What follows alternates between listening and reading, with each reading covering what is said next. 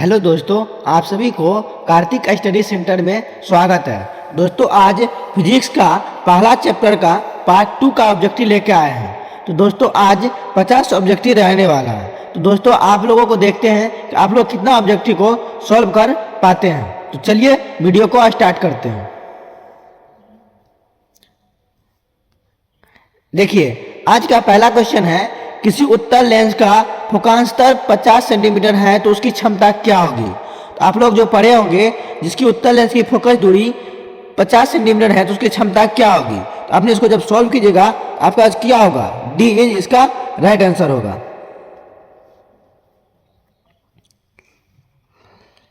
देखिए, 52 का क्वेश्चन है, किसी दर्पण से वस्तु को कहीं भी रखने पर वस्तु के बराबर आकार का सीधा प्रतिबिंब बनता है, तो वह दर्पण क्या कहलाएगा। यानी कि देखिए, वस्तु को आप दर्पण के कहीं भी रख दीजिए, लेकिन वस्तु का देखिए आकार समान होगा और सीधा प्रतिबिंब बनेगा, तो वह किस दर्पण में होगा।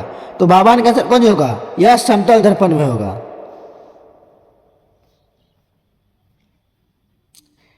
देखिए, 53 का क्वेश्चन है, फोटोग्राफी कैमरा का अभिदृशक होता है, यानी कि जो फोटोग्राफी कैमरा है इसका अभिदर्शक क्या होते हैं। तो 53 का आंसर कौन होगा, उत्तल लेंस का होता है। देखिए, 54 का क्वेश्चन है, साइड मिरर के रूप में प्रयुक्त होता है, यानी कि साइड मिरर जो होते हैं उसमें कौन सा दर्पण या कौन सा लेंस प्रयुक्त होते हैं। तो 54 का आंसर कौन सी होगा, यानी कि बी इज राइट आंसर। यह इसका उत्तल दर्पण होता है, यानी कि साइड मिरर में। दोस्तों, अगर वीडियो आप लोगों को अच्छा लगे तो वीडियो को लाइक, कमेंट एंड शेयर जरूर कीजिएगा। देखिए, 55 का क्वेश्चन है, प्रकाश का वन विक्षेपण किस उपकरण से संबंधित है, यानी कि संबंध है। यानी कि देखिए, जो प्रकाश विक्षेपण है यह किस उपकरण से संभव होता है। तो देखिए, 55 का आंसर कौन सी होना चाहिए, यानी कि 55 का आंसर कौन सी होगा, प्रिज्म से संबंध है, संभव है। देखिए, 56 का क्वेश्चन है, किसी दर्पण से हमेशा वस्तु से छोटा प्रतिबिंब प्राप्त होता है, तो वह दर्पण क्या कहलाएगा। तो 56 का आंसर कौन सी होगा, उत्तल दर्पण।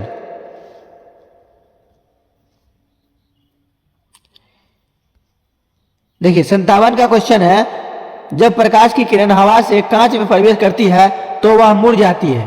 तो देखिए, यह है ना अपवर्तन का क्वेश्चन है। जब प्रकाश देखिए हवा से ना कांच में मुड़ेंगे, देखिए यह विरल माध्यम से यानी कि सघन माध्यम आएगा, तो यह अभिलंब की है ना ऐसे आएगी और अभिलंब की ओर मुड़ जाएगी। तो इसका आंसर कौन होगा, 57 का। देखिए, अभिलंब से दूर जाएगी, अभिलंब के निकट आएगी, अभिलंब के समांतर जाएगी, इनमें से कोई नहीं होगा। तो 57 का आंसर कौन होगा, अभिलंब से निकट आएगी।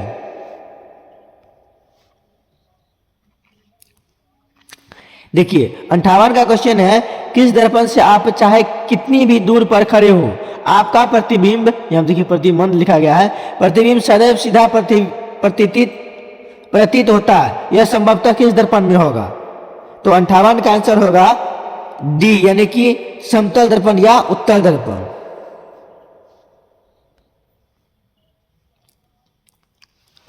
देखिए, 59 का क्वेश्चन है, किसी गोलीय दर्पण तथा किसी पतले गोलीय लेंस दोनों की फोकस दूरियां माइनस कितना है, 25 सेंटीमीटर, तो दर्पण तथा लेंस संभवतः क्या होगा। तो 59 का आंसर कौन जी होगा, अवतल, यानी कि अवतल दर्पण भी होगा और अवतल लेंस भी होगा। देखिए, 60 का क्वेश्चन है, लेंस में कितने मुख्य फोकस होते हैं। जो लेंस होते हैं उसमें कितने मुख्य फोकस होते हैं। तो 60 का आंसर कौन सी होगा, बी, यानी कि 2 होते हैं, यानी कि एक F1 होते हैं, एक F2 होते हैं।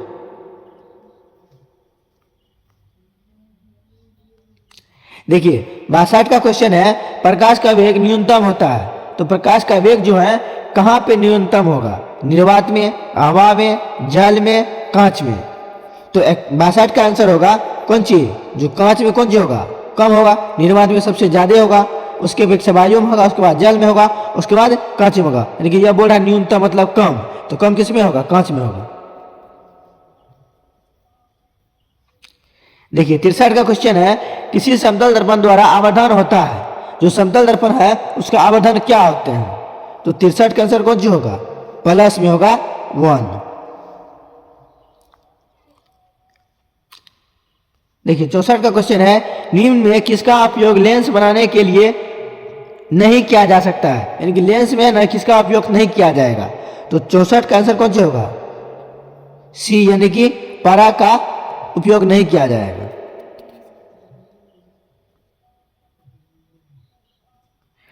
देखिए 65 का क्वेश्चन है, निम्नलिखित में किसका अपवर्तनांक सबसे कम होता है? तो किसका अपवर्तनांक सबसे कम होगा? तो 65 का आंसर होगा पानी का। किसका? पानी का।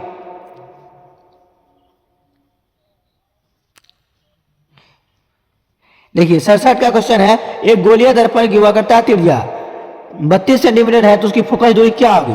देखिए एक गोलीय दर्पण की वक्रता त्रिज्या 32 सेंटीमीटर है, उसको फोकस दूरी क्या होगी? तो उसकी आधी हो जाएगी, क्योंकि हमने आप लोगों को पढ़ा चुके हैं जो 2f बराबर कौन सी? r, ये हमने आपको बता चुके हैं। अगर देखिए यह f यहाँ रहेगा, ये r, दो इधर गुना में इधर आएंगे तो भागा में आ जाएगा, यानी कि r के आधे हो जाएगी फोकस से। तो 67 का है, जब वक्रता त्रिज्या 32 है तो फोकस क्या होगी? देखिए यही 32 है तो फोकस क्या होगा? इसको अदर ले देंगे तो फिर 32 से 2 16 होगा, तो कितना? 16 सेंटीमीटर। तो 67 का आंसर कितना होगा? ए होगा। देखिए 68 का क्वेश्चन है, एक अवतल दर्पण की फोकस दूरी 10 सेंटीमीटर है, उसकी वक्रता त्रिज्या क्या होगी? अभी तुरंत जस्ट बताया है, जो 2f बराबर कौन जी होता है? r। तो यह बोल रहे हैं जो फोकस है ना 10 सेंटीमीटर है, तो r क्या होगा? 10 दूना 20 सेंटीमीटर होगा। तो 68 का आंसर सी होगा। देखिए 69 का क्वेश्चन है, एक प्रकाश किरण एक समतल दर्पण पर लंबवत आपतित होती है तो परावर्तन कोण का मान क्या होगा? देखिए जो एक प्रकाश किरण है वह समतल दर्पण पे लंबवत आती है तो वह जो है ना, इसमें परावर्तन कोण क्या होगा? तो 69 का आंसर कौन सा होगा? 0 डिग्री का होगा, क्योंकि यह परावर्तन होता ही नहीं है।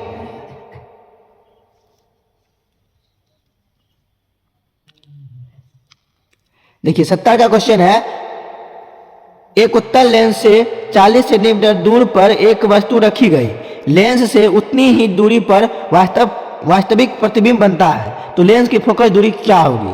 तो 70 का आंसर कौन होगा? ये आपको सॉल्व करना पड़ेगा, उसके बाद पता चलेगा। इसका 20 सेंटीमीटर होगा। आप लोग लेंस सूत्र से लगाकर उसको सॉल्व कर लीजिएगा। अब देखिए 71 का क्वेश्चन है, यदि एक उत्तल लेंस की फोकस दूरी प्लस में, देखिए प्लस में कितना है? 0.5 मीटर, तो उसकी क्षमता क्या होगी? तो क्षमता आपको सूत्र बताए गए हैं, तो 71 का आंसर कौन सी होगा? 2d होगा।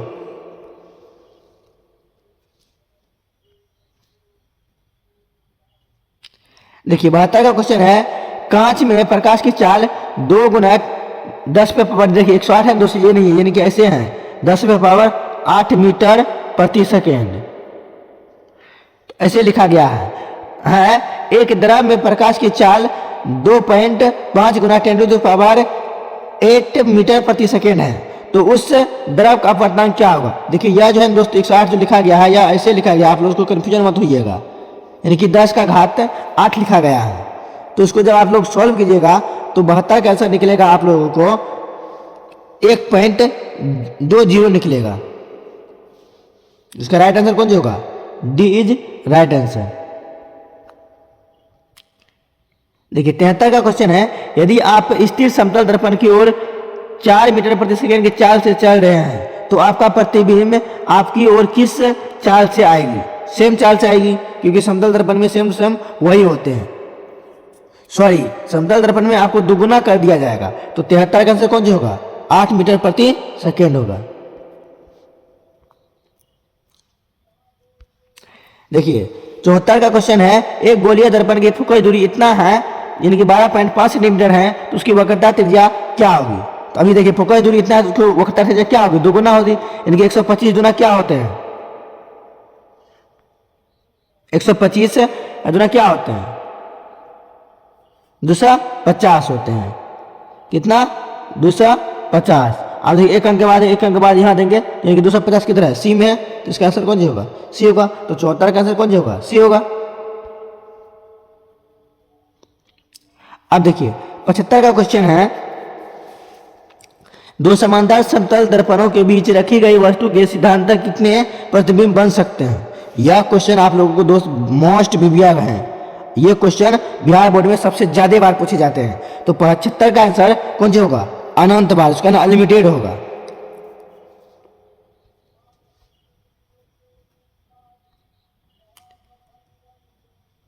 देखिए 76 का क्वेश्चन है, किसी माध्यम में प्रकाश की चाल 10 गुना 10⁻8 मीटर प्रति सेकंड है तो माध्यम का अपवर्तनांक क्या होगा? यह दोस्त ऐसे लिखा गया, आप लोग इसको कंफ्यूजन मत होइएगा।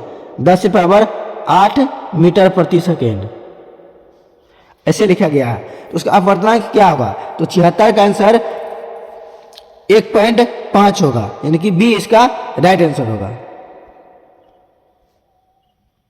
देखिए 77 का क्वेश्चन है, प्रकाश की एक किरण एक समतल दर्पण पर लंबवत अपतित होती है तो दर्पण द्वारा किरण के पथ में उत्पन्न विचलन कोण का मान क्या होगा? तो 77 का आंसर सी होगा, यानी कि 180 डिग्री होगा। कितना? 180 डिग्री होगा।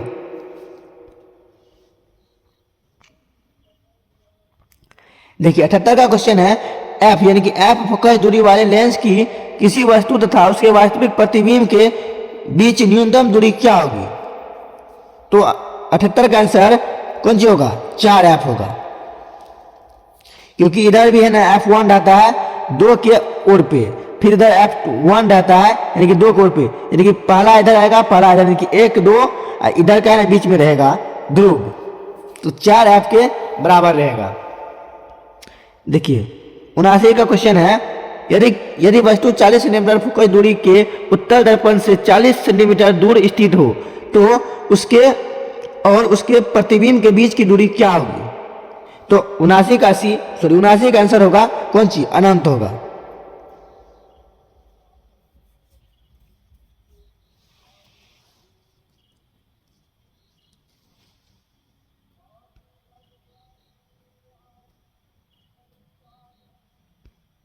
देखिए 80 का क्वेश्चन है, यदि किसी अवतल दर्पण के ध्रुव से उसके फोकस दूरी इतना सेंटीमीटर हो तो उसकी फोकस की वक्रता त्रिज्या क्या होगी? देखिए कोई ध्रुव से ना उसकी फोकस कितना है? 25 सेंटीमीटर है, उसकी वक्रता त्रिज्या क्या होगी? तो 80 का आंसर कौन सा होगा? उतना ही होगा।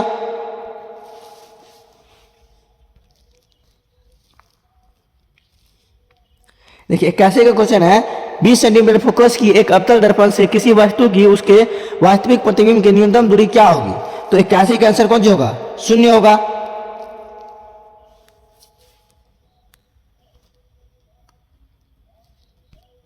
देखिए यदि प्रकाश की चाल निर्वात में सी हो तो कांच में प्रकाश की चाल क्या रहेगी? तो 82 का आंसर कौन सा होगा?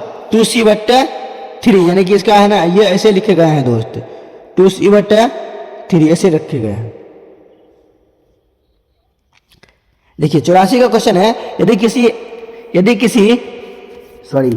यदि जल तथा कांच के निर्वात के सापेक्ष अपवर्तनांक 2/3 तथा इतना यानी कि 4/3 तथा 3/2 हो तो कांच का जल के अपेक्ष अपवर्तनांक सापेक्ष क्या होगा? तो 84 का आंसर जब आप लोग सॉल्व कीजिएगा तो यह आएगा 9/8 आएगा, तो इसका answer A is right answer.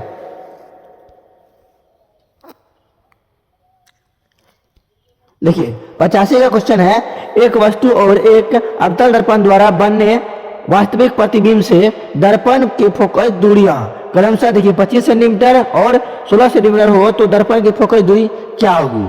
तो 85 का आंसर होगा कितना? 20 सेंटीमीटर होगा। कितना? 20 सेंटीमीटर। तो 85 का आंसर सी होगा।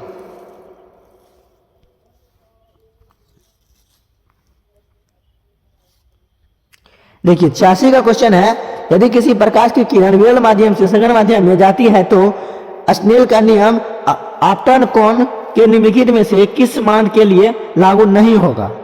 जो यह है ना स्नेल का नियम है sin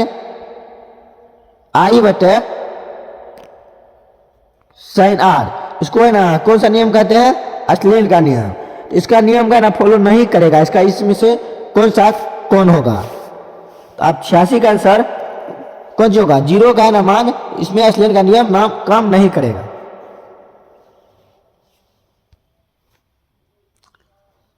देखिए 87 का क्वेश्चन है, एक अवतल दर्पण के मुख्य अक्ष की लंबत देखिए 1.5 सेंटीमीटर आकार की एक वस्तु रखी गई है। दर्पण से वस्तु की दूरी दर्पण के वक्रता त्रिज्या के बराबर है, तो प्राप्त प्रतिबिंब का आकार क्या होगा? तो 87 का आंसर सी होगा। कितना? 1.5 सेंटीमीटर होगा।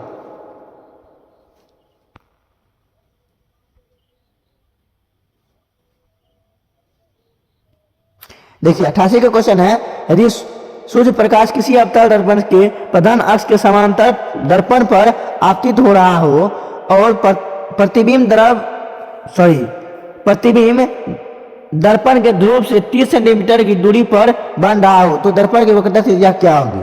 तो 88 का आंसर देखिए यह दोस्तों, यह कि जितना क्वेश्चन है आपको सॉल्व करना पड़ेगा। तो 88 का आंसर कौन सा होगा? डी होगा। उसे हम आप लोग को आंसर की बता दे रहे हैं, लेकिन आप लोग सॉल्व करके उसको बनवाइएगा। देखिए 89 का क्वेश्चन है, एक गोलीय दर्पण से 5 सेंटीमीटर की दूरी पर रखी गई वस्तु का प्रतिबिंब दर्पण से 35 सेंटीमीटर की दूरी पर उसी ओर बनता है जिस ओर वस्तु है, तो आवर्धन क्या होगा? तो 89 का आंसर कौन सी होगा? बी होगा, -7 होगा।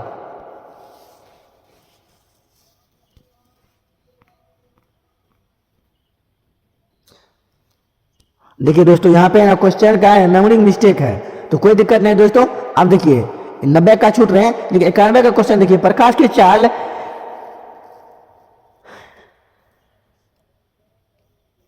प्रकाश की चाल 3 लाख किलोमीटर प्रति सेकेंड है, तो यदि चंद्रमा से पृथ्वी की दूरी 4 लाख किलोमीटर है, तो प्रकाश को चंद्रमा से पृथ्वी तक पहुंचने में कितना समय लगेगा?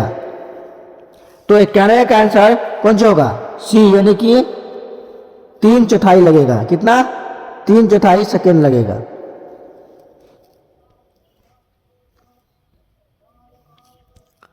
देखिए 93 का क्वेश्चन है, मोटर गाड़ी के चालक के सामने लगा रहता है, यानी कि देखिए मोटर गाड़ी के चालक के सामने कौन सा दर्पण लगा रहता है या कौन सा लेंस लगा रहता है?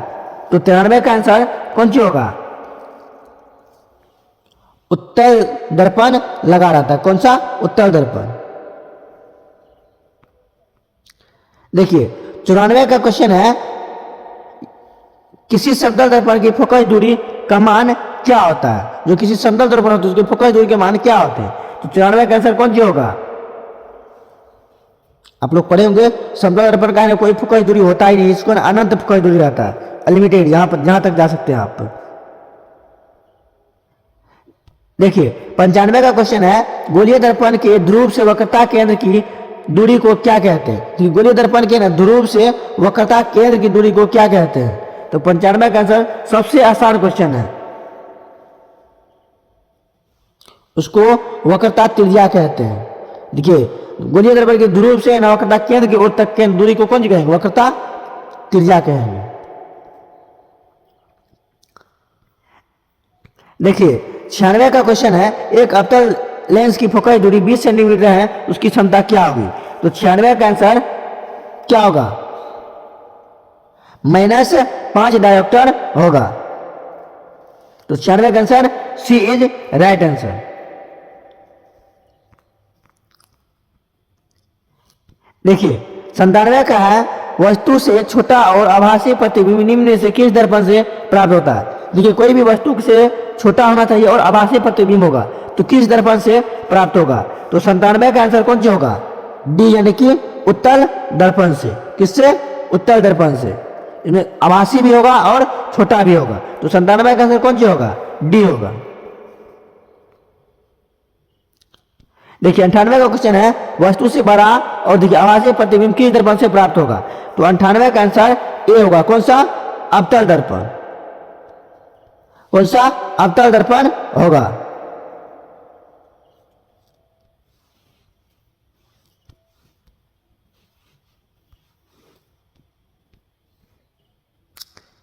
अब देखिए 99 क्वेश्चन है, अवतल दर्पण द्वारा किस वस्तु का बन सकता है? यानी कि ना वस्तु का बन सकता है क्या? मतलब वस्तु का प्रतिबिंब कैसा बन सकता है अवतल दर्पण द्वारा? तो 99 का आंसर कौन सा होगा? सी होगा, यानी कि आभासी भी होता है और वास्तविक भी होता है। और देखिए अवतल दर्पण में आपको बताए गए थे, जो आभासी कब होगा? जब ध्रुव और फोकस के बीच रखा जाएगा वस्तु को, तब जाके ना दर्पण की विपरीत साइड जाके बनेगा प्रतिबिंब और वह आभासी बनेगा। देखिए, और आज का लास्ट क्वेश्चन है, और देखिए सबसे इंपॉर्टेंट क्वेश्चन है, जो अवतल दर्पण की वक्रता त्रिज्या उसकी फोकस की क्या होती है। तो आप इसका आंसर आप लोग कमेंट बॉक्स में करके दीजिएगा। देखिए दोस्तों, अगर यह वीडियो आप लोगों को अच्छा लगते हैं तो वीडियो को लाइक, कमेंट एंड शेयर जरूर कीजिएगा। जितना दोस्तों आप लोगों को बिहार बोर्ड में एग्जाम देने वाले हैं सबके पास यह वीडियो शेयर कर दीजिएगा आप लोग। तो ठीक है दोस्तों, आज के लिए इतना ही। जय हिंद, जय भारत।